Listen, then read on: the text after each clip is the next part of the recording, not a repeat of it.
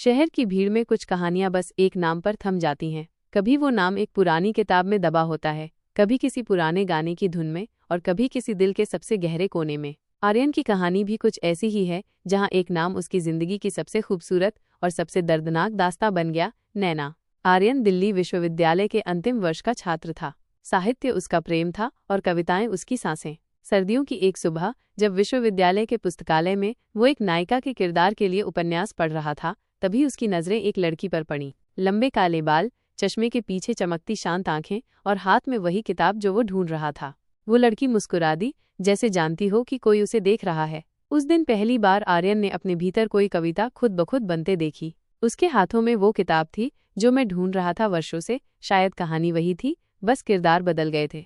अगले कई दिनों तक आर्यन उसे उसी लाइब्रेरी में देखता रहा, पर कभी बात करने की हिम्मत नहीं हुई। उसकी मुस्कुराहट धीरे धीरे आर्यन की दिनचर्या बन गई थी। फिर एक दिन, जब वो लड़की टेबल पर कुछ पर्चियां गिराकर चली गई, आर्यन ने उनमें से एक उठाई। उस पर लिखा था, तेरे नाम की वो लड़की।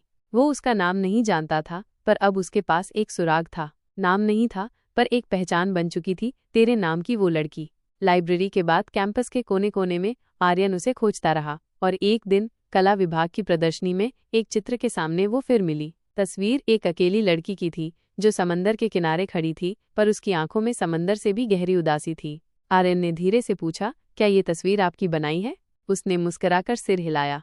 बहुत खूबसूरत है वैसे। आपका नाम? वो हंस दी। नाम जान लोगे तो कहानी खत्म हो जाएगी।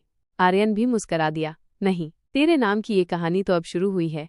उनकी मुलाकातें बढ़ती गईं। कॉफी हाउस, किताबों की दुकानें, कवि सम्मेलन और मेट्रो की खाली सीटें। वो घंटों बातें करते, खामोशियां भी साझा करते। आर्यन की कविताएं अब किसी एक चेहरे के लिए ही होती थीं, और उस चेहरे में उसे अपना भविष्य दिखने लगा था। एक दिन उसने उससे कहा, तुम मेरे हर शब्द में हो, पर अब मैं तुम्हें तेरे नाम से पुकारना चाहता हूँ। वो कुछ पल चुप रही, फिर बोली, मैं नैना हूँ। आर्यन की धड़कनें जैसे थम गईं। एक नाम जो उसके हर ख्वाब का हिस्सा बन गया था, अब उसकी हकीकत था।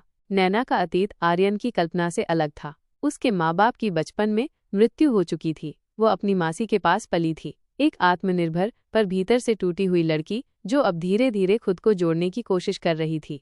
उसने एक रात आर्यन से कहा, मैं किसी से वादा नहीं कर सकती, क्योंकि मैंने जिंदगी को कभी वादा निभाते नहीं देखा। आर्यन ने उसका हाथ थाम लिया। तो चलो, बिना वादों के ही चलें, पर साथ चलें। कॉलेज खत्म होने के कुछ हफ्ते पहले नैना अचानक गायब हो गई। उसका फोन बंद, इंस्टाग्राम डिलीट और फ्लैट खाली। आर्यन पागल हो गया। हर जगह उसे खोजा, पुलिस स्टेशन से लेकर अस्पताल तक, पर कोई सुराग नहीं मिला। फिर एक दिन उसे एक पार्सल मिला, एक डायरी, जिस पर लिखा था, तेरे नाम की वो लड़की, नैना की डायरी। डायरी के हर पन्ने पर नैना की आत्मा बसी थी। आर्यन, तुम मेरी सबसे बड़ी कमजोरी बन गए थे, और मैं कभी किसी की कमजोरी नहीं बनना चाहती थी। तुमने मुझे वो पहचान दी जो मैंने खुद से छीन ली थी, पर मैं जानती थी मेरा अतीत तुम्हारे भविष्य को निगल लेगा। वो कैंसर से जूझ रही थी, आखिरी स्टेज पर थी। उसे पता था कि उसके पास कुछ ही महीने हैं, और वो नहीं चाहती थी कि आर्यन अपनी जिंदगी एक ऐसे साए में जिए जो कभी खत्म ही नहीं होगा।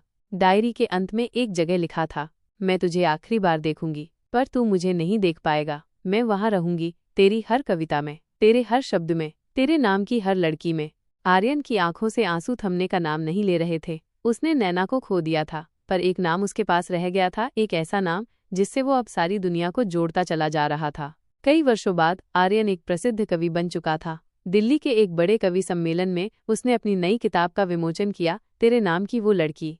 जब मंच से उसने नैना की कहानी पढ़ी, तो हर आंख भीग गई, और भीड़ के पीछे एक लड़की थी, चश्मे के पीछे शांत आंखें, हाथ में वही किताब। किसी ने आर्यन से पूछा, क्या ये किताब किसी खास के लिए थी? उसने मुस्कुरा कर कहा, हाँ, एक लड़की के लिए, जो आज भी मेरी हर कविता में जिंदा है, जिसका नाम शायद दुनिया भूल जाए, पर मैं कभी नहीं भूलूंगा, तेरे नाम की वो लड़की।